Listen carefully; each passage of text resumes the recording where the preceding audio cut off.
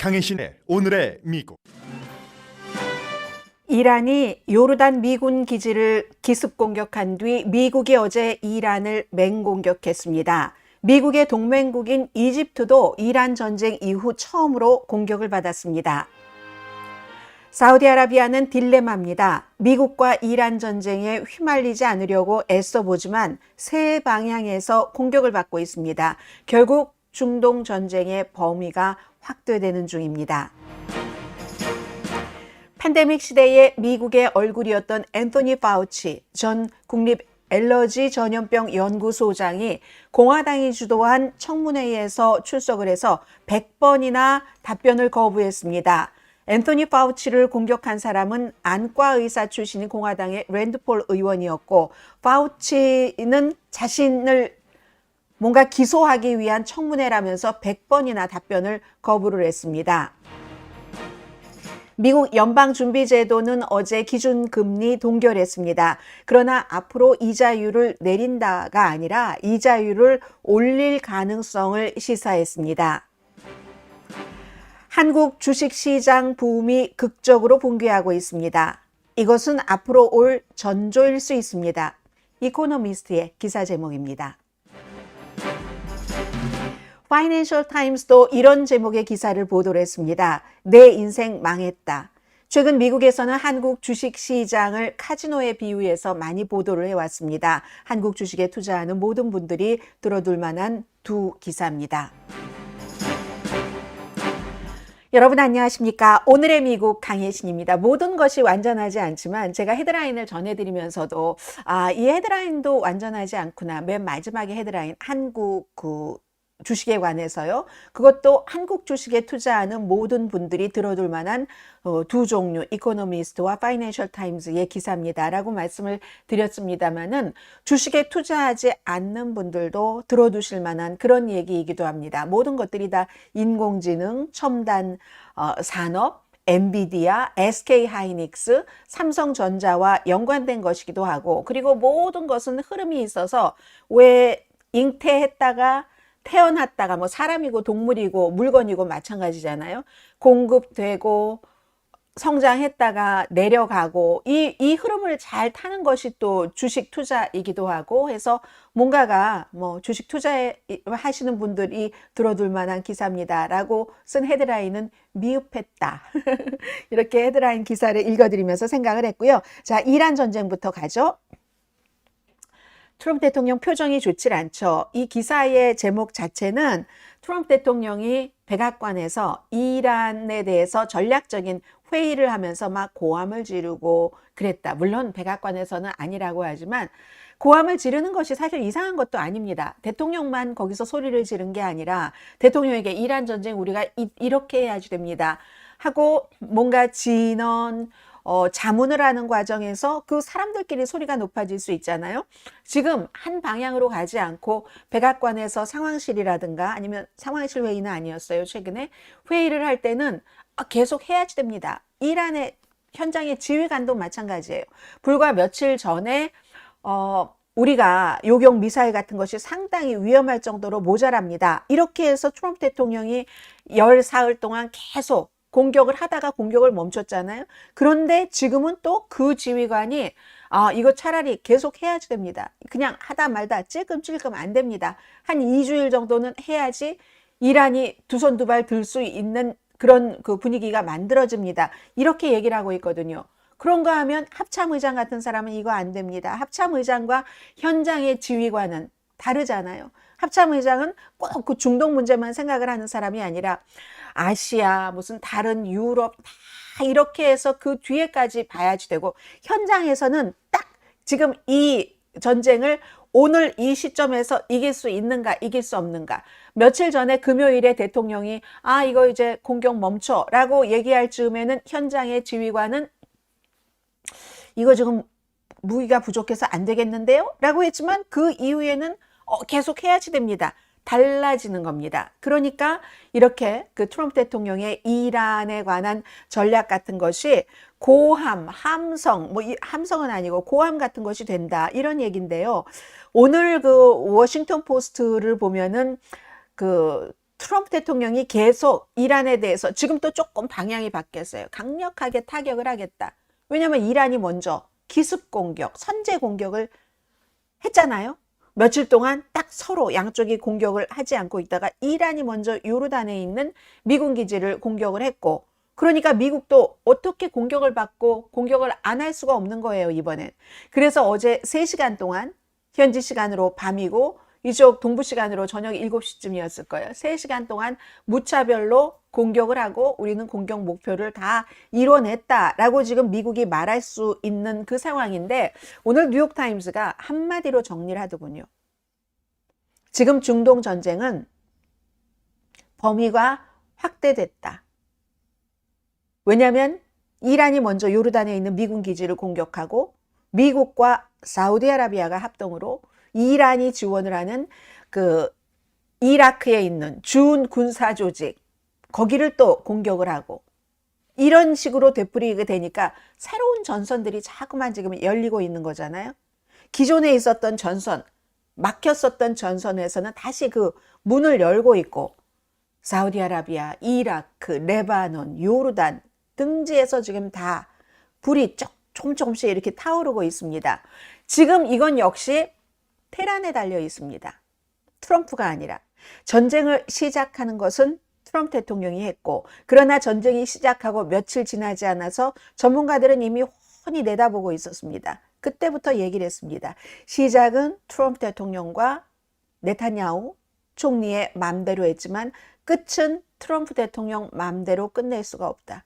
지금 이란의 대응을 쳐다보고 있잖아요. 이란이 어떻게 대응할지. 어제 3시간 동안 공격을 받아서 굉장히 사망자도 나왔거든요. 이란은 이 전쟁을, 이란의 특히 그 신권, 그 정권을 갖고 있는 사람은 실존적인 투쟁으로 봅니다. 끝까지 가야 되는 거예요. 미국의 트럼프 대통령에게 이게 실존적인 투쟁입니까? 아니잖아요. 그렇기 때문에 미지의 영역입니다. 지금부터는. 또 조금 괜찮은 듯 하다가도 또 그럴 수도 있고, 또 트럼프 대통령이 누구 말을 그날 듣느냐에 따라서 방향이 어제 다르고 오늘 다르는 사람이니까. 그래서 결정권은 지금으로서는 이란, 테헤란이 어떻게 반응하느냐, 미지의 영역에 들어갔다는 겁니다. 어제 미국은 이란을 엄청나게 보복 공격했습니다 하고 아주 큰 소리를 쳤는데, 대규모 공습이었으니까 당연하겠죠. 그래서 이란에서도 얘기를 합니다. 미국이 우리를 수십 군데 목표를 타격을 했다. 혁명수비대도 얘기를 하고, 이란의 방송도 얘기를 하고, 동부 시간으로 저녁 8시였네요. 로스앤젤레스 시간으로 오후 3시였습니다. 항상 타격 범위는 똑같습니다. 반복이에요. 이거 틀어놔도 돼요. 군 지휘본부, 뭐 미사일, 드론 시설, 그리고 무슨 뭐 어디를 감시하는 해상 감시 시설이라든가 뭐 해상 전력 자체를 타격으로 할 수도 있고요. 그런데 이번에는 지난번에도 그랬었어요. 오일 산업 중심지인 캐슘 섬, 아바단, 이게 이제 그 공격을 했는데, 여기서 병원 관계자들이 얘기를 하는 겁니다. 한 가족이, 왜 이것도 잘못해서 그런 것 아닐까요? 일반 집을 공격했다는 것 같아요. 캐슘에 있는 캐슘의 차 탕구 지역에 주택을 공습을 했대요. 뭐 이유가 있었겠죠. 한 가족 3명, 아버지, 어머니, 그리고 2살짜리 아이가 숨졌습니다. 이거는 그쪽에 그 호르모즈간이라는 지역이죠. 그쪽의 의과대학에서 우리 병원에서 숨졌다는 얘기겠죠. 이렇게 얘기를 합니다.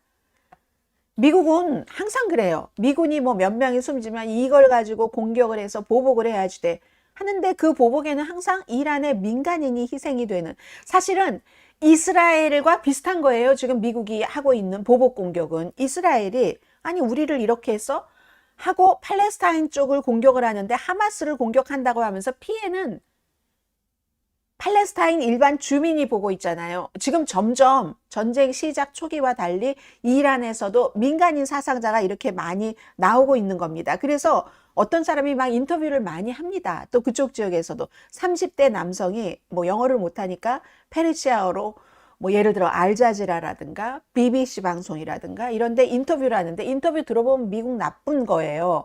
이런 것들이 세계에 퍼지고 있는 겁니다. 여기 상황이 점점 위험해져서 우리는 아무런 이 전쟁과 상관이 없는데 그래도 테헤란이 마지막 목표가 되지 않겠는가. 테헤란을 본격적으로 치면 이건 큰일 나는 거잖아요. 그때는 정말 붙어보자잖아요. 완전히 아무것도 안 가린다. 뭐 중동 지역을 넘어서 3자가 들어가는 전쟁 안 가린다 하는 거잖아요. 그러니까 가장 안전한 곳이 이란의 수도 테헤란이라고 생각을 하고 우리 테헤란으로 피신 가고 있다. 인터넷 상황 엉망이었고 전기도 계속 끊기고 큰 폭발음이 그쪽 현지 시간으로는 새벽 3시 40분부터 계속 이어진다. 문제는 우리는 속수무책이다. 이렇게 얘기를 합니다. 자, 지금 이렇게 돼 있는 그 상황이고요. 어제 트럼프 대통령이 사우디아라비아의 국방장관을 만났대요. 킬리드 빈 살만 왕자예요. 사우디아라비아는 이 긴장을 좀 완화했으면 좋겠다. 본인들이 며칠 전에 이라크에 대한 공습작전 같이 했잖아요. 그런 뜻을 전했다. 지금 이렇게 얘기를 하고 있는 겁니다. 그리고요. 이집트 정부가 지금 공격을 받았다고 얘기한 건 이번 전쟁 이후에 처음이거든요. 이집트도 당연히 미국의 동맹국이죠. 동맹국이고 공격을 받은 곳이 어디냐면 지중해 항구. 이 화재가 드론 공격이었는데 그게 꼭 뭐 이란이었다. 이렇게 밝히지는 않았어요. 그런데 그쪽 지역이 지중해 항구, 다미에타가 여기가 주요 그러니까 LNG요. 액화가스, 천연 액화가스의 허브랍니다. 이집트에서. 그리고 여기는 역시 뭐 미국이 소유한 무슨 뭐 저장 시설이라든가 뭐 가스 무슨 선박 뭐 이런 것 아니면 그리스 소유의 어떤 뭐 탱커라든가 뭐 LNG 탱커요.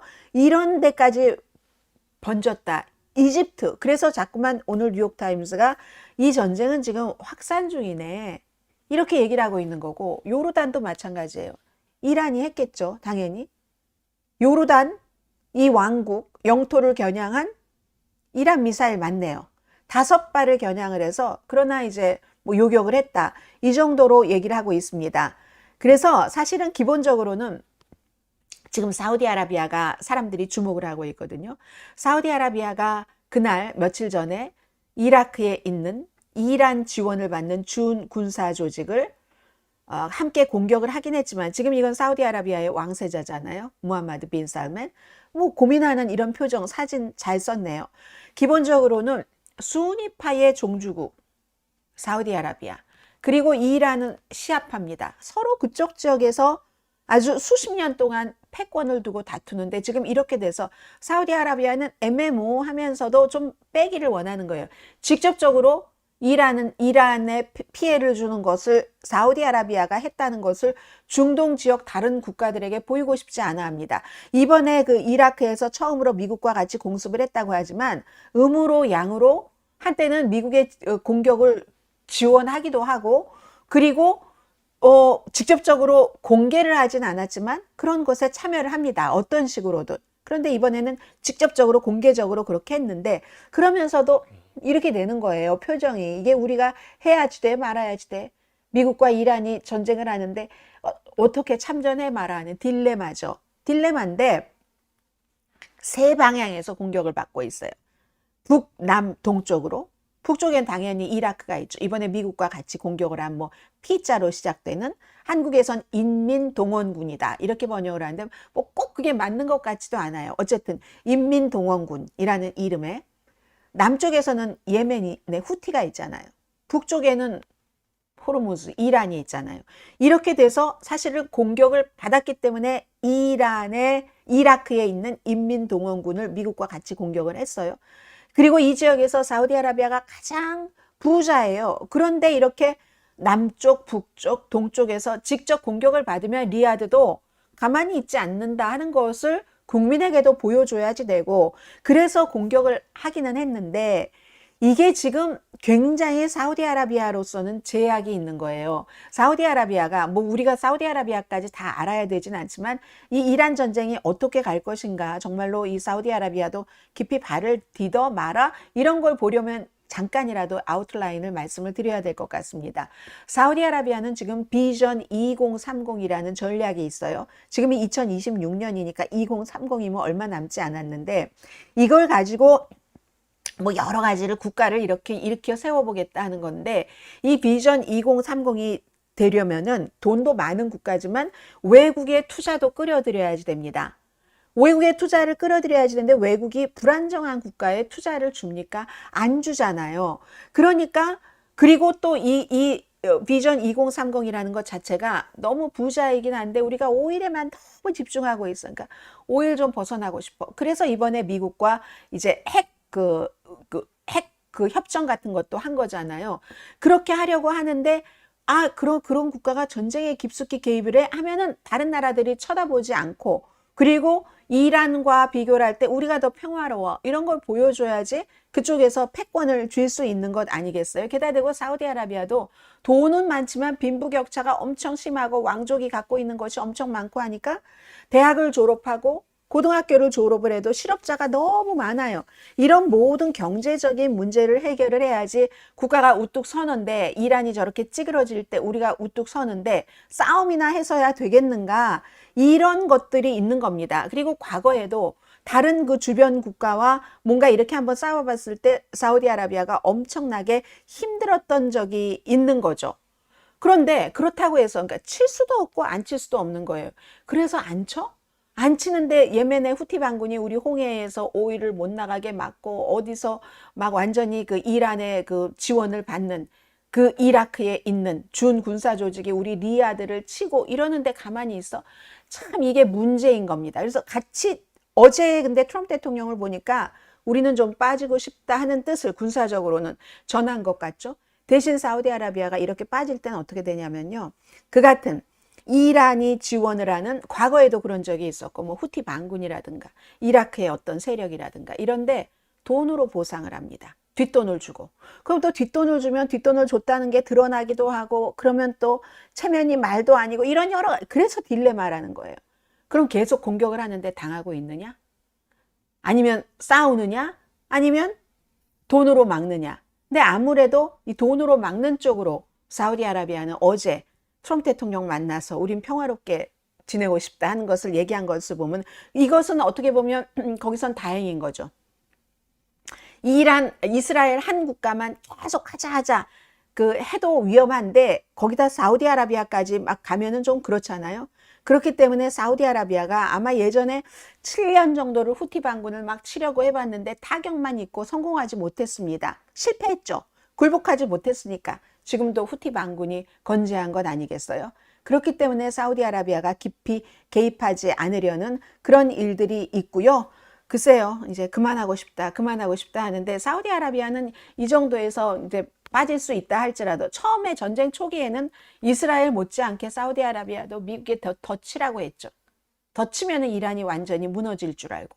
그러면 어머, 우리가 수십 년 동안 생각했던 거 이쪽 지역에 패권을 쥐는 걸 할 수 있겠네. 하지만 그 꿈이 사라지고 나서는 지금 사우디는 이렇게 발을 빼려고 하는 것처럼 군사 작전에 있어서는 그렇게 분명히 드러나고 있는 거죠. 이란 문제는 말씀드린 것처럼 도돌이표예요. 계속 붙었다가 또 트럼프 대통령이 어떻게 방법이 없으니까 이란이 강경하기 때문에 이란이 이제 또 어제 공격을 3시간 동안 집중적으로 받고 민간인 일가족 몰살이잖아요.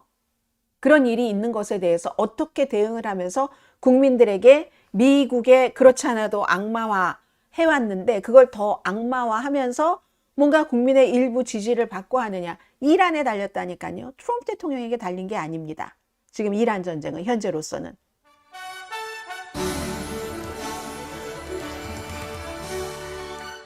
과거하고는 다름. 과거는 미사일이었지만 그렇죠. 미국이 지금 엄청나게 비싼 거를 쓰는데 이란은 몇만 달러짜리 이런 것으로 모든 것들을 하고 있기 때문에 지금 발 빼기가 힘든 거죠. 네. 자, 오늘 제가 뒷부분에 이제 한국 관련 뉴스를 조금 전해드리려고 하는데요. 그 전에, 저도 이 내용을 전하는데 시간을 너무 많이 쓰면서 이걸 꼭 이렇게 자세히 전해드려야 될 필요가 있는가 생각을 했어요. 앤서니 파우치, 전 국립 엘러지 그리고 전염병, 엘러지 앤 전염병이에요. 예방센터 소장, 거의 40년 했을 거예요. 그분이 완전 그쪽에는 전문가였었죠.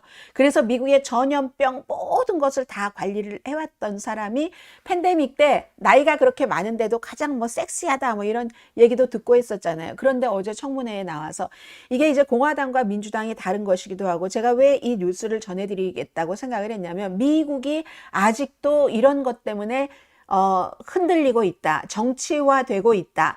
뉴욕타임스가 얘기한 게요, 앤토니 파우치가 수정헌법 5조를 발동하면서 굉장히 불안정한 청문회가 됐다, 이렇게 보도를 한 거거든요. 딱 대결 구도는 이겁니다. 앤토니 파우치와 뒤에 보이는 사람이 랜드 폴, 공화당의 안과 의사 출신의 켄터키가 지역구인 연방상원 의원입니다. 공화당은 지금까지 아마 한인분들 가운데서도 그런 분들이 많이 계실 거예요. 아니, 왜 마스크를 썼어야 되느냐고, 거리 두기를 왜 해야 되냐고. 플로리다주에 가니까 딴 세상이네, 너무 좋아. 플로리다가 사망자가 가장 많았습니다. 팬데믹 그 당시에 그런 이유로 인해서. 그러면서 지금도 앤토니 파우치가 중국을 보호하고 그러기 위해서 이게 실험실에서 만들어진 코비드 19인데 그걸 자연 발생적인 것이라고 대중 앞에서 많이 하면서 뭔가를 숨기면서 뭐 중국의 그 우한 그 실험실에 돈을 주고 이랬다는 이제 그런 주장이에요. 그런 주장이니까 말하자면 오늘 폴리티코가 보도를 한 것처럼 정말로 과학적으로 불확실한 그 상황이 정치적으로 활용되고 있는 거죠. 지금 어떻게 보면은 폴리티코의 표현이에요. 코비드 19이라는 걸 우리가 알았습니까? 몰랐어요. 그때 처음 있었던 거예요. 아직도 불안정해요. 가장 최근에도 전문가들은 세계보건기구가 지난해에서야 2000년, 2021년 이랬잖아요. 지난해에서야 바이러스가 동물에서 사람으로 전파됐다는 자연 발생설이 지금까지 확보된 증거에서 가장 잘 뒷받침된다. 그러나 더 많은 정보가 나오기 전까지는 이 문제가 결론에 이르지 못한 상태다. 이게 세계보건기구의 얘기예요. 근데 공화당은 상당수가, 특히 이제 트럼프 대통령도 마찬가지로 우한 바이러스다, 중국에서 일부러 바이러스를 뿌려서, 음모론들이 얼마나 많았어요. 그런 것들 때문에, 그리고 또 주장하는 것들이 있죠. 미국이요, 중국과 적대국이지만 뭐 예를 들어 중국의 미국식 질병 통제국이라든가 우한 그런 실험실이라든가 이런 데와 서로 평소에는 정보를 공유를 합니다. 정보를 공유하는 것뿐만이 아니라요, 어떤 중간에 민간 기구를 하나를 다리를 거쳐서 그런 데에 지원을 하기도 하고, 어떤 때는 이 같은 팬데믹, 전염병 같은 것을 공동으로 연구하기도 합니다. 미국이 발전한 기술도 있고 중국이 또 샘플 인구도 많고 중국이 또 발전한 부분도 있으니까 그렇게 해서 우한 바이러스 이런 것도 하는데, 그러니까 미국 쪽에서 그쪽 우한 실험실로 돈이 가기도 해요. 늘 갔어요. 근데 오히려 이런 바이러스 같은 것이 일어나고 막 그 공화당 음모론자들이 중국에서 일부러 이 바이러스를 퍼뜨렸어. 아니, 중국에서 일부러 퍼뜨리면 중국에도 감염자가 다 있고 엄청나게 많았는데 그걸 일부러 바이러스를 퍼뜨렸어라고 믿는 사람이 많은 거예요. 그래서 이제 그런 일들 때문에 왜 거기다가 막 뭐 돈을 주고 뭐 이러면서 왜 중국을 비호해, 뭐 중국에서 뭘 받았어, 이걸 지금 청문회를 하는 거예요. 공화당이. 특히 랜드 폴 의원이 본인이 의사 출신이잖아요. 예전부터도 이런 청문회가 있었을 때 항상 앤토니 파우치와 싸워왔었거든요. 근데 앤토니 파우치가 며칠 전에 일기가 발견됐잖아요. 그 당시에 쓴 거. 아마 많은 분들은 그 당시에 얼마나 앤토니 파우치와 트럼프 대통령이 사이가 나빴는가 이런 뉴스만 많이 들으셨을 것 같은데, 그런 뉴스를 주로 거기에는 과학자로서 이 자체가 자연 발생적인 것이다. 하지만 아직까지 그때가 처음이니까 모르잖아요. 그러니까 다른 가능성이 있을 수도 있지만 실험실에서 뭐 여러 가지 유출한 것도 이 세상에 불가능이라는 건 없지만 불가능할 수도 있지만 지금으로서는 뭐 자연 발생설이다. 이런 식으로 이제 일기에는 써놓은 거예요. 그러니까 아니, 왜 대중에게는 자연 발생이라고 하고 본인의 일기에는 실험실에서 있을 수도 있다. 이걸 이제 드러내겠다. 드러내서 거짓말을 쳤다면 뭐 기소를 하고 벌을 받게 하겠다 하는 식으로 어제 청문회가 있었거든요. 아직도 이렇게 싸우고 있는 겁니다. 그래서 랜드 폴 의원이 계속 뭐 사과하는 것을 뭐 받고 싶다 이런저런 식으로 얘기를 쭉 했어요. 그러니까 이 말을 안 했어요. 100번. 100번까지는 확실한 것 같습니다. 수정헌법 5조를 활용을 해서 답변을 안 한 거거든요. 본인에게 이제 불리한 그런 것에 대해서는 답변을 하지 않아도 되는 그런 거잖아요. 그래서 결국은 의회 모독죄 결의안을 만들겠다. 8월 5일에 그걸 이제 투표를 하기로 했어요. 그게 될지 모르겠어요. 왜냐하면 60명이 찬성을 해야지 되는데 민주당 의원들이 그럼 공화당이 53명이니까 연방 상원에 가세를 해야 되는데 가세할 것 같지는 않거든요. 기본적으로 민주당은 그 당시에 앤토니 파우치가 했었던 많은 것을 지지를 하면서 거리 두기 하고 마스크 쓰기 하고 손 잘 씻고 그렇게 한다. 그리고 우한 바이러스에서 나왔다기보다는 100% 지금 세계보건기구조차도 증명하지 못했지만 그냥 자연 발생적일 그럴 확률이 높다. 이러니까 민주당 의원들이 지금 안 할 것 같고요. 아무튼 그래서 100번 넘게 내요. 수정헌법 5조를 100번 넘게 했고 그래서 앤토니 파우치 박사가 85세예요, 올해. 제가 의회를 너무 존중을 합니다. 존중을 하는데도 불구하고 변호인단의 조언에 따라서 수정헌법 5조를 써서 답변을 하지 않겠습니다. 거기서 답변을 하면 청문회에 나오라고 한 의도 자체가 나를 벌주려고 기소하려고 하는 의도이기 때문에 무슨 말을 해도 어떤 식으로 역해석을 한다든지 엮는다든지 해서 나를 법적으로 잘못했다는 쪽으로 끌어가려고 하는 그런 것이기 때문에 저는 답변을 하지 않겠습니다. 라고 했어요. 그리고 사실 앤토니 파우치는요. 바이든 대통령이 나가면서 아들만 선제 사면한 게 아니에요. 앤토니 파우치도 트럼프 대통령이 이럴 수도 있겠다 싶어서 앤토니 파우치도 선제 사면을 했거든요. 그런데 그 선제 사면을 한 것은 2014년부터 2014년이면 팬데믹이 일어나기 몇 년 전이죠. 2025년까지 했었던 것에 대해서 선제 사면을 한 거지. 만약에 어제 청문회에서 한 말이 뭐가 어떤 식으로도 해석이 된다면 거기에 대한 것이 된 게 아니거든요. 그리고 대통령이 사면을 하면 연방이잖아요. 다른 공화당 주 그런 곳에서도 또 고소를 하고 기소를 할 수도 있으니까 여기에 대해서 앤토니 파우치 박사는 이건 랜드폴 상원의원이 너무나 나를 기소하려는 집착을 갖고 있다. 내 입장에서는 나를 이 청문회에 팬데믹이 끝나고도 오랜 세월이 흐른 뒤에 이렇게 불러낸 유일한 이유가 내 입에서 어떤 답변이 나오던 어떤 말을 하던 감옥에 가게 될 것이라고 랜드폴이 계속 이제 강조를 했었거든요. 그 자신의 말을 아주 강조하고 막 정말 유세 떨고 자신의 존재감을 높이기 위해서 이렇게 청문회를 한 거다. 어제 뭐 국토안보위원회 청문회였거든요. 자, 그렇게 얘기를 했고 랜드폴 의원은 답변을 하지 않는데도 계속 사과해라. 이렇게 그리고 질문을 계속 했거든요. 심지어는 앤토니 파우치 박사의 변호사가 여러 명인데 그 가운데 한 사람이 랜드폴 의원이 뭐라고 얘기하면은 의장 이거 아닌데요 하다가 쫓겨났어요. 그냥 쫓겨났는데 쫓겨나고 나서는 또 그 변호사가 랜드폴 의원이 아무래도 이 앤토니 파우치 박사에게 개인적인 원한을 갖고 있다. 뭐 이런 그런 얘기들을 했고 나중에 청문회가 끝난 뒤에 공화당 소속의 뭐 플로리다주의 정치인이라든가 이런 사람들이 우린 수사하겠어. 이렇게 얘기를 했거든요. 트럼프 대통령 뭐라고 그랬는가? 이 청문회가 진행되고 있는 동안에 앤토니 파우치 박사가 미친 사람이다. 이렇게 얘기하고 처음부터 나는 이 바이러스가 중국의 우한 그 실험실에서 나왔다고 얘기를 했다. 이렇게 얘기를 하고 그런데 앤토니 파우치는 강하게 그것을 거부를 하면서 늘 중국을 감싸려고 했다 하는 거거든요. 사실은 그때 많이 보도를 해드렸는데 이제 우한 바이러스 실험실 이것과 연관돼서는 미국이 중국에 대해서 계속 우한 바이러스, 차이나 바이러스 하고 중국이란 말 들어간다고 한국 분들도 그 당시에 많이 피해를 입었어요. 길에 가다가 막 매 맞고 막 다치고 했었잖아요. 중국 사람이라고. 그런데 그러면서 이제 중국에 지원하던 거, 뭐 하던 거 소통이 끊겨버렸어요. 소통이 끊겨버리니까 중국이 그래? 그러면서 그 뒤에 그쪽에서 뭔가 정보를 줘야지 더 잘 알 수 있고 대처할 수 있는데 딱 끊어버려서 오히려 뭔가를 더 알기가 힘들어졌었던 그런 거 있거든요. 그러면 그렇게 따지면 랜드폴 의원이나 많은 공화당 의원들은 트럼프 대통령에 대해서는 왜 아무 말 하지 않습니까?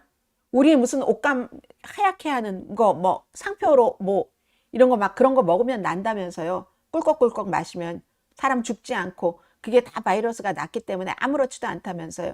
그 당시에 또 하이드로크로록신만 먹으면 난다면서요. 하이드로 그, 그, 그 브리치나 트럼프 대통령이 얘기한 그 밖엔 뭐 또 태양만 쏘이면 난다. 이렇게 얘기도 했고 그 많은 것들이 얼마나 실제로 뭐 마신 사람도 있다면서요. 그런 일, 그러니까 한마디로 어제 앤디 김 코리안 아메리카 연방 상원 의원이 방송에 나와서 인터뷰를 잘 해주던데 그 당시에는 지금보다 더 처음 일어나는 일이기 때문에 아무것도 몰랐고 이랬던 상태에서 그 과학자가 지금까지도 세계 과학자들이 결론 내리지 못하는 것에 대해서 자연 발생적인데 또 어쩌면 뭐 그것과 연관이 있을 수도 있어. 이렇게 얘기한 그 자체로 인해서 처벌을 받는다는 것은 아닌 것 같다. 지금 해야 될 일이 얼마나 많은가. 이란 전쟁에 고물가에 의회에서 지금 이걸 청문회를 하고 있을 때인가. 앤디 김 의원은 어제 그런 얘기를 했거든요. 그리고 트럼프 대통령도 앤토니 파우치 박사를 또 얼마나 또 막 상까지 줬는데요. 그때 뭐 백신 만들고 하는데 빨리 만들라고 하면서 백신도 다 효과 없다. 그렇게 얘기했었잖아요. 음모론자들은. 트럼프 대통령도 마찬가지로 본인이 코비드 19에 걸려서 본인은 왜 하이드록시 클로로킨 안 하고 저기 또 뭐죠? 그 뭐 브리치 같은 거 안 마시고 육군 월트리드 병원에 가서 가장 최고급 치료를 받아서 낫고 밖에 나왔습니까? 밖에 나와서는 또 여전히 음모론자들 얘기도 조금 해주고 그렇잖아요. 그래서 지금 이게 어쨌든 이 모든 것들이 세월이 흘러서도 해야 될 일이 이렇게 많은데 지금 이런 일만 한다. 그때는 또 트럼프 대통령은 이거 백신 만들으라고 또 하고 빨리 만들으라고 하고 또 백신을 빨리 만들었다고 본인이 얼마나 자랑했어요. 많은 사람들은 백신 그거 소용없고 백신 맞으면 위험하다고 제가 그 당시에 회사를 다니고 있었는데 저희 회사에서도 말은 안 하지만 트럼프 대통령을 지지하는 사람들은 이상해요. 난 트럼프를 지지하지 않는다고 하면서 지지하는 사람들도 많거든요. 안 맞아요. 코비드 19 백신 안 맞은 사람 꼭 걸려서 다른 사람 감염시키고 그랬었거든요. 그런데 그때 트럼프 대통령은 백신 빨리 만들어서 그리고 그때 실제로 트럼프 대통령이 24시간 일해 이래서 빨리 만든 것도 있어요. 마치 한국의 빨리빨리 문화처럼. 그래서 막 상까지 줘놓고는 이러느냐고요. 본인은 하이드록시 클로로킨이나 아니면 무슨 청소 세제나 마신다던가 햇볕을 쏘인다던가 그런 박사들 막 모아놓고 얼마나 그랬어요. 지금 미국의 의회에서 하고 있는 일이 이런 일이라니까요. 국토안보와 정무위원회요. Governmental Affairs Committee네요. Home Security and Governmental Affairs Committee가 8월 5일에 지금 어제 답변을 하지 않았다고 의회 모독죄에 대해서 표결을 할 예정이랍니다. 너무너무 어제 이 이슈가 많았었기 때문에 한번 정리를 해드려 봤어요. 아직도 모든 서로 의심할 수 있는 것, 음모론 같은 것은 여전히 퍼지고 있다는 의미에서 말씀을 드렸습니다. 그리고 아마 텔레비전을 이렇게 틀어놓고 일을 하시는 분들은 왜 하루 종일 앤토니 파우치가 저렇게 텔레비전에 나오나 하셨을 것 같아서 말씀을 드려봤고요.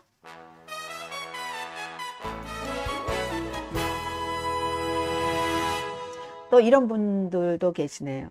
아, 중국에서 생겼으면 어쩌라고. 미국에서 전쟁에서 전 세계가 힘들 건 어쩔 거냐. 근데 그거는 똑같은 거예요. 중국에서 이제 바이러스가 생겼어요. 산불의 시작이 캐나다에서 됐어요. 그렇다고 그 캐나다에서 돼서 연기가 미국으로 넘어오니까 어떻게 하라. 그러면은 감기는 어떻게 할 건데요? 미국에서 감기 든 사람이 그 뭐 이탈리아나 영국이나 프랑스에 갔어요. 그래서 그 감기 바이러스를 옮겼어요. 그러면 다 그게 이제 미국이 처벌받아야 돼요. 그런 식으로. 이런 일이 있는 거죠. 네. 자, 지금, 그리고, 트럼프 대통령이 초기에 잘 대처 못해서 숨진 사람이 얼만데? 이렇게 얘기를 합니다. 본인은 살았어요. 본인은 살았지만 실제로 그 과학적인 데이터가 있잖아요. 마스크를 쓰고 손으로 엄청 자주 씻고 깨끗이 30초 이상 그리고 또 백신도 맞고 또 거리 두기도 하고 이게 효과가 있다는 것을 너무나 많이 증명을 했었죠. 그런데도 백신은 무슨 백신, 마스크는 무슨 마스크, 내가 은행 강도야? 뭘 마스크를 쓴단 말이야? 하고 주로 이제 백인들이 많이 그러고 다녔고, 그 백인들 본 따서 한국 사람들도 나 마스크 본인 안 쓰는 건 좋아요. 근데 그 본인 안 써서 본인이 코비드에 걸려서 다른 사람 감염시켰잖아요. 그런 것은 어떻게 할 건데, 이 얘기를 가지고 미국이 아직도 이렇게 허우적거리고 있다 하는 것을 말씀을 드리는 거고요. 이자율 전해드리죠. 어제 뭐 예상했던 대로 이자율 변동 없었습니다. 금리를 동결을 했어요. 기준금리가 3.5%에서 3.75% 범위입니다. 12월부터 5번 연속 지금 금리가 동결되고 있는 거예요. 케빈 워시 새로운 연준 의장, 지금 어제도 몇 가지 얘기를 했던데, 뭐 자동차, 융자, 뭐 집, 모든 것에 다 해당이 되는 거죠. 크레딧 카드도 뭐 해당이 되고. 그런데 어제 이게 중요하죠. 9대3의 표결이 나왔거든요. 12명이 투표를 해서. 연준 이사는, 워싱턴의 연준 이사는 7명밖에 안 되지만, 다른 지역에 뭐 캘리포니아주는 샌프란시스코예요. 샌프란시스코에 이제 총재가 있고 프레지던트라고 부르죠, 그건. 그리고 무슨 뭐 뉴욕의 그 총재는 항상 이 7명 그 투표할 때 참여를 해요. 그리고 뭐 지역 이렇게 해서 12명의 지역과 이제 이렇게 그 7명의 이사. 근데 투표는 12명이 하니까 12명과 7명 합해서 19명인데 투표는 12명만 해요. 그러니까 항상 7명의 연준의사 본부가 워싱턴 DC에 있는, 그리고 뉴욕의 연준은행은 항상 여기에 들어가고, 그럼 8명이죠. 나머지 4명이 나머지 지역 그 총재들이 어떤 땐 샌프란시스코, 어떤 땐 뭐 세인트 루이스 뭐 이런 식으로 해서 가서 투표를 하는데 9대2였어요. 보통 연준에서 9대2 잘 안 나오거든요. 의견이 거의 일치가 됐는데, 9대2가 아니라 9대3이죠. 그래야 12이죠. 9대3인데 3명은 이자율 지금 인상을 해야지 된다. 인상을 해야지 된다. 상당히 이례적입니다. 3사람이나 의견이 달랐다는 것은 2016년 9월 이후에 처음이래요. 10년 만에 처음 있는 거거든요. 그리고 지난달에 6월 달에는 만장일치로 동결을 했습니다. 한 달 만에 완전한 의견 일치에서 3명이 공개 반대로 급변한 거거든요. 그러면 그러니까 이걸 어떻게 우리가 이자율을 해야지 되는가? 여기에 대해서 의견이 분명히 분열됐다는 건데, 그래도 하나 다행인 것은 7명 워싱턴의 연준 이사 가운데서는 이 3사람이 없었어요. 다 지역 사람이었거든요. 지역 사람이었기 때문에 이거는 연준이 정치화됐다 이렇게 볼 수는 없는 거예요. 그 점에 있어서는 조금 다행이긴 하지만, 연방준비제도 내부에서 이 지금 5년째 목표치를 웃돌고 있잖아요. 인플레이션 연준의 목표치는 2% 정도 되니까.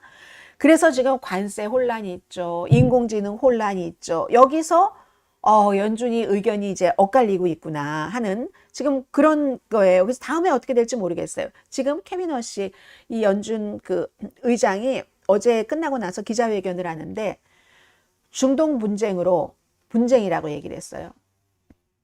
이게 불확실성이 확실히 높아졌다.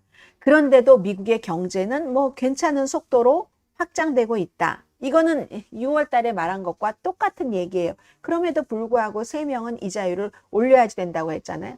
금리 인상이 해법의 일부가 될 수 있다. Could well be part of that solution. 이렇게 얘기를 했거든요. 그렇다고 해서 그럼 다음에는 인상을 하겠어? 하고 약속을 한 것도 아닙니다. 어제 연준 이사는 제가 다시 말씀드립니다. 연준은요, 느슨한 인플레이션 목표는 없습니다. 느슨한 그런 표현도 없습니다. 2%가 목표라는 거예요. 목표는 하나뿐이고 그 목표는 2%입니다. 그럼 이건 어떻게 봐야 되냐면, 다음 회의에서는 연준이 이자율을 인상을 할 수 있다는 가능성을 열어뒀다. 이자율이 인상해야지 사람들이 돈을 빌리는데 좀 부담스러워서, 돈을 빌리면 막 공짜니까 막 쓰고 시장에 돈이 돌면 왜 물건값이 더 원하는 사람이 많으니까 더 비싸지고 하잖아요. 그래서 어쨌든 지금 이제 인상 가능성도 이 케빈 워시 연준 의장이 부정하지 않았다 하는 거고, 그래서 결론적으로는 오늘 월스트리트저널 등을 포함한 전문가들이 쭉 얘기하는 거 보니까, 그러면 세 명이 금리 인상에 표를 던졌다는 것은 이건 앞으로 몇 달 안에 이거 비용을 올리느냐 마라, 올릴까 올리지 않을까의 문제가 아니라는 거예요. 올리기는 올리는데 언제 올릴까?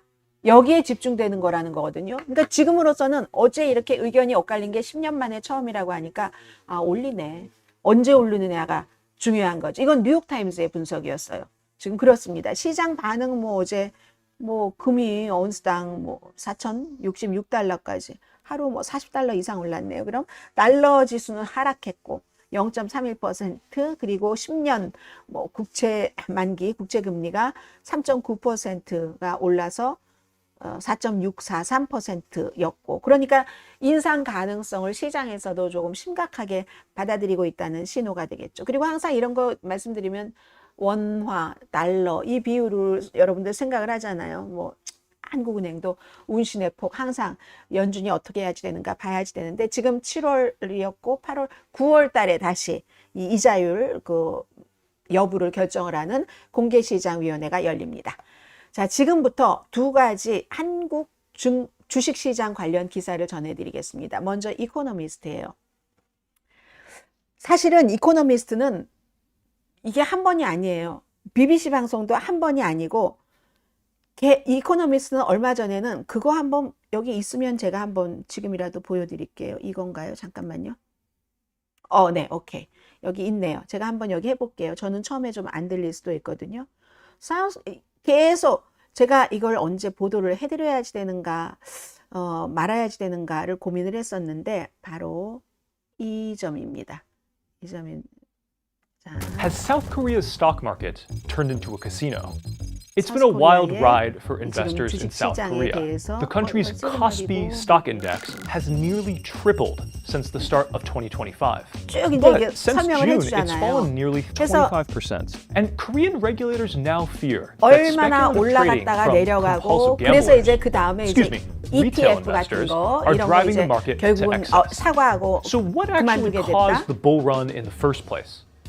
네, 뭐 제가 이제 지금부터 설명을 드리겠습니다. Korean 자, chip makers SK hynix SK 하이닉스 등등이 지금 나오고 있잖아요. 이걸 이제 이코노미스트가 잘 설명을 하고 있으니까 이렇게 전해드리겠습니다. 한국에 투자를 하시는 분들도 그렇고 한국에 사시는 분들도 그렇고 요즘에 이거 뭐지 하셨을 거예요. 이 이코노미스트의 제목은 한국의 주식시장 붐이 극적으로 붕괴하고 있다. 그런데 이건 앞으로 다가올 일의 알림, 전조일 수도 있다 하는 거거든요. 가능하면 다 읽어드리겠습니다. 미국의 거대 아주 빅 테크놀로지 회사들은 돈을 찍어내는 상태에서 돈을 이제 태워서 제로 만드는 상태로 넘어갔다. 말하자면 벌어들이는 시대에서 이제부터는 투자를 해야지 되는 그런 게 더 많아졌다는 거잖아요. 뭐 예를 들어서 뭐 클라우드 같은 데서 돈을 벌었다면 이제 데이터 센터 같은 거 짓는데 돈이 많이 들어가니까 그래서 시장은 알파벳 미국 시장이요. 아마존, 메타, 마이크로소프트가 데이터 센터에 쏟아붓는 이거 과도한 지출이죠. 그것 때문에 내년에는 이 캐시 흐름이요. 캐시 플로우가 마이너스가 될 것으로 예상을 하고 있습니다. 그런데 이 실리콘밸리의 미래에 대한 도박에서 실제로 지금도 이제 미국은 이미 돈을 이제 쓰는 제로 만드는 데로 들어갔는데 돈을 벌고 있는 그룹이 있다. 아실 거예요. 내년에 각각 2천억 달러를 버는 놀라운 규모의 현금 이거 무료죠. 거의 프리로. 이걸 넘어설 것으로 예상되는 기업이 세 군데인데 한 군데는 미국 기업이고 한 군데는 이 미국 기업과 요즘 활발하게 막 소통을 하는 한국 기업입니다. 잘 아시는 삼성과 SK 하이닉스예요. 인공지능 모델을 이렇게 구동하는 데 필요한 첨단 프로세서를 설계하는 엔비디아가 있고 그리고 뭐 휴대전화, 노트북, 데이터 센터에 쓰이는 여러 가지 그 메모리 반도체죠. 이걸 지배하는 한국 기업 두 군데 이렇게 되는 거예요. 그래서 횡재라고 얘기를 하는데 기업의 역사상 삼성과 SK 하이닉스는 가장 거대한 국경 간의 현금 이동 중 하나에 속한다. 왜냐하면 엔비디아가 왜 전수당이 왜 이렇게 많이 가겠어요? 이렇게 저렇게 해서 뭐 서로 연결되는 그런 부분들이 있잖아요. 엔비디아 때문에 삼성과 SK 하이닉스도 돈을 벌고 엔비디아도 삼성과 SK 하이닉스에 뭐가 있으니까 돈을 벌고 하는 건데 주식시장에 새롭게 매혹된 이 나라 한국을 얘기를 하죠. 주가가 올라갈 수도 있지만 내려갈 수도 있다는 사실을 발견하고 있습니다. 6월 정점 이후에 삼성과 SK 하이닉스 주가는 각각 41%, 52% 폭락해서 정말 고도로 집중된 이 한국의 주식시장에서 1조 2천억 달러를 날려보냈습니다. 투자를 하고 계시는 분들은 다 아시는 얘기예요. 그러나 이 기사가 여러분의 그 알고 계시는 생각을 정리를 해드리면서 미래에 내가 어떻게 해야지 하는 것을 제시를 할 수도 있다고 봅니다. SK 하이닉스 주가는 뭐 한 주일 사이에 5분의 1 이상이 떨어졌잖아요. 투자자들이 지난해 대비해서 분기 영업이익이 겨우 6배 증가한데 그래서 아니 겨우 6배밖에 안 돼 이렇게 해서 결과가 됐다는 거예요. 삼성 주가도 이만큼 변동을 보인 것은 41%였죠. 닷컴 시대 이후에 처음입니다. 한국은 국가 자본주의와 시장 투기라는 양극단을 섞는 지금 거대한 실험장입니다. 지난해에 쿠데타 실패 이후에 이재명 대통령은 주식시장을 띄우는 말로 국민을 격려하려고 했습니다. 하고 괄호 열고 어디서 들어본 얘기 같지 않으세요? 미국을 얘기하는 것 같아요. 주요 지수인 코스피는 정부가 목표를 설정한 수준에서 아주 빨리 누구도 예상하지 못했던 그런 때 막 얼마 4천, 5천, 6천, 8천 올라갔습니다. 보통 한국 사람들은 보험회사와 은행에서 자본을 빼내서 주식에 투자했습니다. 미국에서도 옵션 쓰시는 분들 많으시잖아요. 그리고 무슨 회사의 직원들은 예를 들어 SK 하이닉스와 삼성 반도체 부문의 그 직원들 워커라고 표현을 했어요. 월스트리트급의 성과급을 막 요구를 하면서 뭔가 이제 노동쟁이 비슷하게 이런 것으로 위협을 했다는 거잖아요. 그래서 영업이익의 10%라는 이례적인 수준으로 어떤 그 보상 이런 것을 받기로 타결을 했어. SK 하이닉스가 올해 1인당 50만 달러, 내년에는 80만 달러 이 워커들이 받을 수 있다는 거예요. 여기서도 또 괄호 열고 골드만삭스는 그럼 얼마게요? 하고 지난해 직원들에게 보상으로 지급한 것이 평균 40만 달러, 초라하다 이렇게 얘기를 합니다. 한국에 비해서. 몇 주일 전까지 시장을 껴안았던 정부는 이제 시장에 대해서 사과했잖아요. 왜냐하면 규제 당국이 개별 한국 주식에 연동된 그 레버리지, 그 상장 지수 펀드요, ETF 하시는 분들은 다 아시니까 넘어가겠습니다. 너무 비싸서 그렇게 다 살 수가 없으니까 종목별로 이렇게 모아서 미국에서도 해요. 한국에서는 올해 금지했었고 미국과 한국의 차이는 있어요. 4개월 전에 이걸 승인을 했는데 ETF를 파생 상품을 이용해서 투자자들에게 해당 주식의 일간 수익률의 배를 줬고 SK 하이닉스가 말하자면 1% 오르면 투자자는 2% 받는 거죠. 그런데 이게 내려가면 10% 떨어지면 투자자는 창밖으로 뛰어내릴 수 있다. 자살할 수도 있다. 이렇게 표현을 했어요. 6월 달에 막 팔자가 시작이 되자 증권 그 계좌 이런 것들이 마진콜 있잖아요. 여기서 끌어다 쓴 그런 마진콜 해서 정말 너무 많이 폐쇄가 됐고 그러자 규제 당국이 잘못했습니다 하면서 ETF 중단시켰잖아요. 7월 29일 긴급회의에서 정치인들은 이 펀드 사용을 엄격히 제한하겠다 약속을 했고 그래서 좀 전에 그 이코노미스트의 기자가 이 시장을 카지노에 비유한 거예요. 이게 아마 한국 국회에서 나왔죠. 백화점 주가도 내려가요. 반도체 기업 주가만큼 빠르게 무너져요. 왜냐하면 조금 있다가 사람들이 그렇게 해서 돈을 벌어가지고 막 백화점에 와서 비싼 가방의 상징이잖아요. 이제 안 사겠네? 저 선반의 진열대에 그대로 남아있겠네? 이런 예상 때문에 백화점 주식값도 떨어진다는 겁니다. 그래서 지금부터는 한국 주식에 투자하는 사람들에게 1조 달러짜리 질문은 메모리 가격이 언제 정점을 찍을 것인가 이겁니다. 낙관론자들은 데이터 센터 건설하죠. 그리고 이제 로보틱스, 로봇 산업 때문에 메모리 수요가 2030년대까지 수요가 공급을 앞지른다. 계속 이게 수요가 있다라고 얘기를 합니다. 그런데 점점 더 이렇게 기울어지는 그런 견해는 역사상 모든 상품에 일어났던 것이 메모리 반도체에도 똑같이 일어난다. 이 원자재에 비유를 하고 있는데 새로운 공급은 1, 2년 안에 가격과 이익을 떨어뜨릴 것이다. 그런 곳에 간다는 거예요. 미국도 마찬가지 아니에요. 인공지능 살아남는 것만 살아남는다. 현기증 나는 속도에도 불구하고 삼성과 SK 하이닉스는 지난 1년 동안 평균적으로 이제 그 선행 이익 기준으로 한 자리 숫자 배수에서만 거래됐는데 하시는 분들은 다 아실 테고요. 이 투자자들이 이익이 정점에 있거나 정점에 가깝게 있다는 것을 이제 시사를 한다는 겁니다. 그래서 말하자면 인공지능으로 부의 그 달콤한 맛을 처음으로 맛본 한국이 이걸 맛봤던 걸 처음으로 빼앗기는 나라가 되는 것은 어쩌면 불가피한 일일지 모른다. 모든 또 보상이 공급망의 한 구석에 집중된다면 또 어떤 그 산업도 좀 이렇게 그 지속될 수 없다. 이건 메모리와 GPU라는 거기에 집중돼 있다. 이런 건 아니겠어요? 자, 그런 얘기를 하고 있습니다. 그래서 한국 메모리 그 시장이 거대한 회사들이 또 위협이 또 다른 것들도 있는데 인공지능 지형의 다른 곳들도 위험이 잠복해 있다는 겁니다. 첫 번째, 이 상품의 그 원자재 사이클로 가는 거, 아까 말씀드린 바로 그 부분이에요. SK 하이닉스와 삼성의 조금 발전이 덜 된 less advanced 된 메모리 칩 있죠. 이게 지금 보세요. 항상 미국도 겪은 거 한국도 겪는 거예요.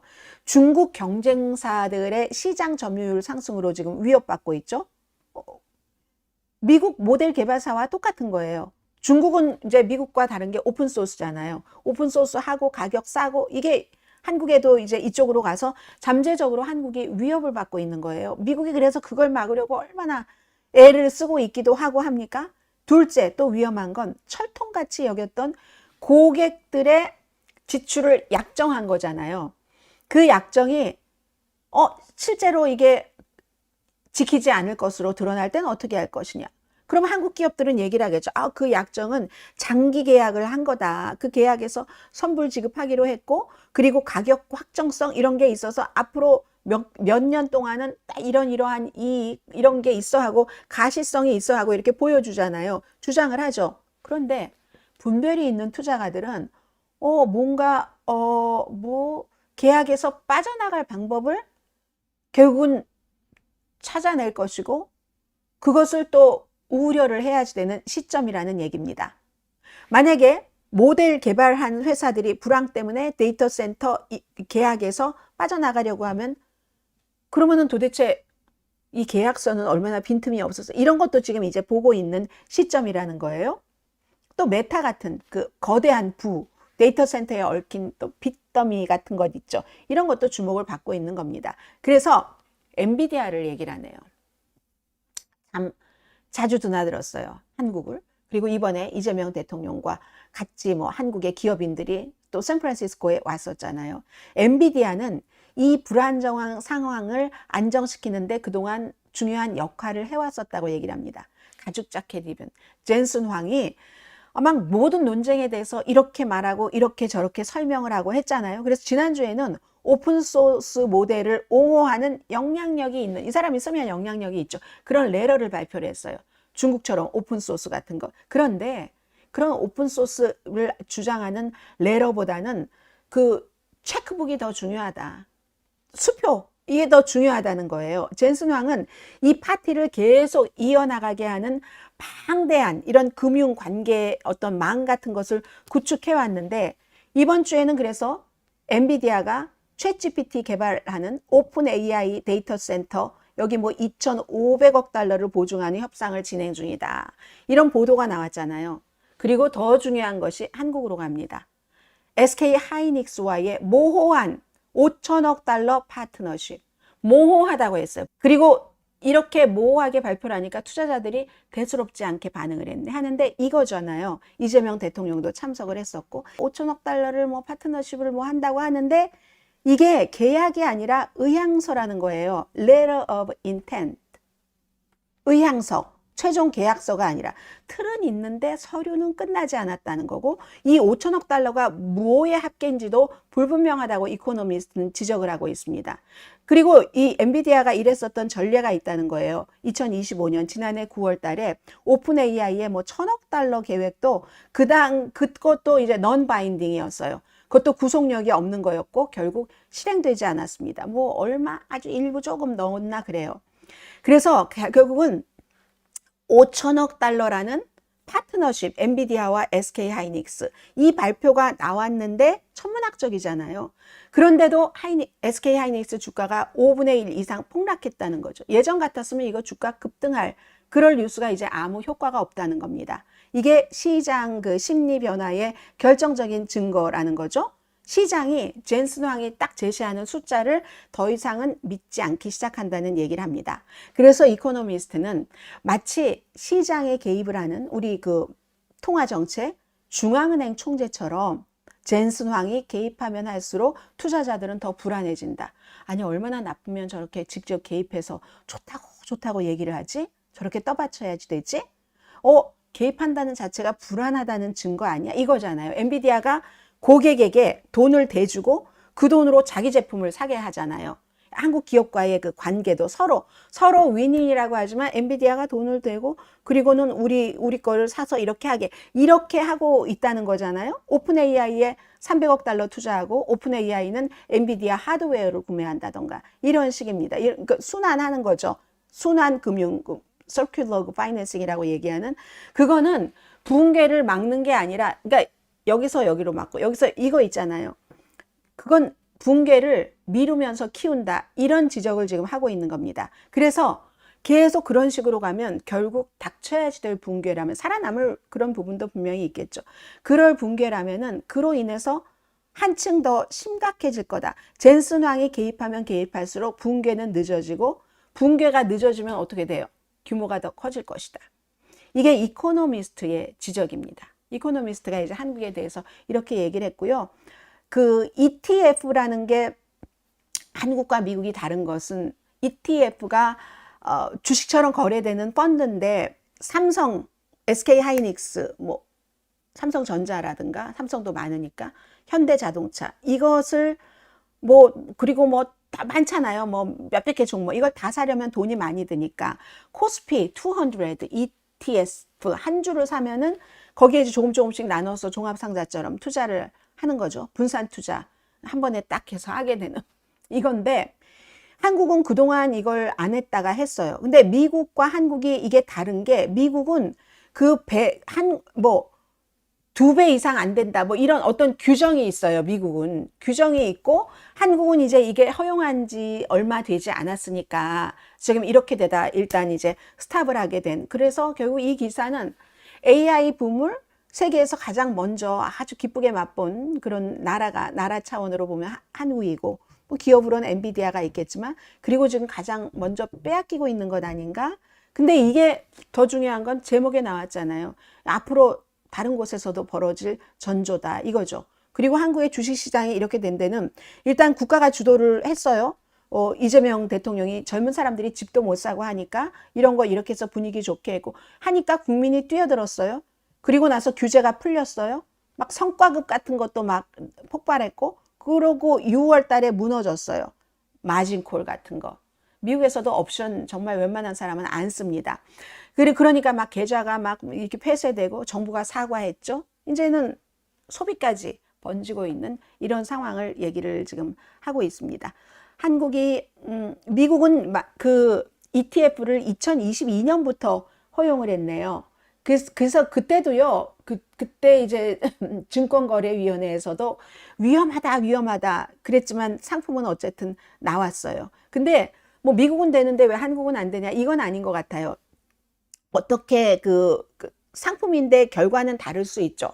그 나라의 상황이라든가 여러 가지 ETF는 ETF인데 ETF에 딱 매겨놓는 규제 같은 거 말하자면 예를 들어 미국에서 3배, 5배 이런 개별 종목 ETF 같은 것은 없거든요. 아무튼 그렇다는 건 말씀드리고요. 하나 더 말씀드리죠. 시간이 조금 지나더라도 이건 이제 보다 더 생활적이라고도 볼 수 있는데 사람들의 형편을 얘기를 하는데 파이낸셜 타임즈예요. 내 인생 망했다. AI 버블 이후에 스트레스에 시달리는 한국의 투자자들, 삼성전자와 작은 제목이에요. SK 하이닉스 주가 폭락에 수백만 명이 전례 없는 손실을 입고 있습니다. 이게 또 언제 마무리되느냐 이거 중요하지 않겠어요? 송미경 씨를 제일 앞에 얘기하네요. 주식 한국이 AI 붐으로 급등하면서 약 3억 원을 한국 돈으로 하겠어요? 을 벌었어요. 서울에 사는 60세예요. 코스피에 근데 격동의 한 주를 겪은 뒤에 이제서 알았다는 거예요. 오르기만 하는 게 아니구나. 내리기도 하는, 뼈저리게 알았다는 거죠. 해서 지금 포트폴리오가 60%가 넘는 손실입니다. 6월 달에 고점에 대비해서 거의 40%가 내려가서 시가총액 2조 달러가 사라졌고 손실이 하루하루 불어나고 있습니다. 정말 스트레스 받습니다. 어떻게 해야 될지 모르겠어요. 이렇게 급락하는 거 본 적이 없습니다. 외환위기 때도 이렇지 않았어요. 올해 벌어들인 수익을 다 토해내기 직전입니다. 이런 얘기가 사방팔방에서 들리고 있습니다. 이 송미경 씨도 메모리 반도체에 대한 세계적인 이 수요 급등에 나도 한번 올라타야지 아니면 손해야 이렇게 해서 최고 성적을 낸 그런 주식에 뛰어들었다가 이번에 이제 딱 갇혀버린 거죠. 매도세에 갇힌 수천만 명 가운데 한 명인 거죠. 개인 투자자. 개인 투자자가 최근에 많이 투자를 했잖아요. 코스피 시가총액의 거의 절반입니다. 삼성전자와 SK 하이닉스가. 그리고 이 두 회사가 주도를 해서 맹렬하게 상승을 했죠. 그런데 이 두 회사에 대해서 일주일 동안 무자비한 매도, 팔자, 던지자 이어지면서 지수가 사흘 만에 17% 정도 하락해서 4월 초 이후에 최저 수준까지 갔고요. 그럼에도 물론 삼성과 SK는 올해 기준으로 각각 60%, 95% 상승한 상태이긴 합니다. 개인 투자자들은 2025년도에 75% 상승 랠리였죠. 그때 놓친 뒤에 아이고야 하면서 그러니까 한국 시장의 개인 투자자들이 이번에 많이 들어간 거예요. 상당수가 마진론을 쓴 거예요. 그리고 레버리지 상장 지수펀드 ETF를 쓴 거예요. 기술주 이런 데 막 들어가면서 한국투자증권이 삼성 주식을 산 고객 88명 가운데 거의 반이 손실이라고 얘기를 했습니다. 이번 주에 발표한 거예요. SK 하이닉스에 투자한 40만 8천 명 중 한국투자증권의 발표입니다. 거의 70%가 마이너스라고 밝혔습니다. 그리고 한국에서 활동하는 개인 주식 거래 그 어카운트가 1억 1천만 개라고 하거든요. 한국 인구 한 사람당 그냥 아기까지 다 갖고 있다고 해도 2개를 갖고 있다는 얘기가 되잖아요. 그래서 소액주주 권익 옹호 단체인 한국기업가 거버넌스 포럼의 이남우 회장이 파이낸셜 타임즈와 인터뷰를 하는데 변동성이 큰 반도체 업종을 추종하는 레버리지 ETF 청산하는 게 시장에 너무 충격파를 보낸다. 이거 다 알고 있는 얘기죠.